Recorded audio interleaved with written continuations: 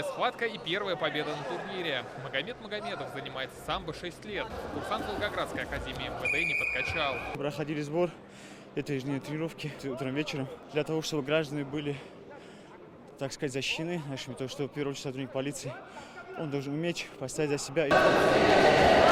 Сегодня проверить свое мастерство на ковер вышли самые опытные самбисты России, а также Беларуси, Узбекистана, Казахстана и Таджикистана. Масуд Адинаев, сотрудник уголовного розыска Таджикистана. По нарастающей, по-моему, будет. Первый бой всегда тяжелее, но справимся, иншаллах.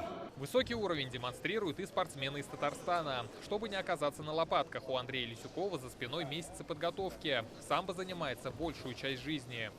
Был один период, когда я перестал заниматься. Вот и понял то, что я делаю только шаг назад, потому что ухожу, так сказать, от трудностей. А благодаря самбо я учусь их преодолевать. За счет этого становлюсь сильнее. Быть сильнее и лучше всех – девиз наших самбистов. Именно Россия является родоначальником этого вида спорта. Самозащита без оружия – это наш вид спорта. Он служебно-прикладной и культивируется именно в среде правоохранительных органов и органов безопасности. Мы очень гордимся этим видом спорта. И буквально с прошлого года его включили в состав олимпийских видов спорта. Состязания проходят по 14 весовым категориям, от 58 до 100 килограммов. Больше 200 участников сражаются за престижные награды по спортивному и боевому самбо. Все приемы, которые проходят, что по спортивному, что по боевому, оцениваются одинаково.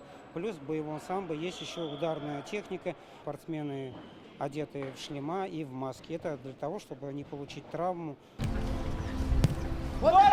Борьба проходила не только на коврах, но и на песке. Лучших сегодня определяют по пляжному футболу. Говорят, противостоять соперникам здесь непросто. На песке затрачивается куда больше энергии. Конечно, сложнее. Особенно вратарям. Здесь вся игра через вратаря строится. Очень внимательно нужно работать.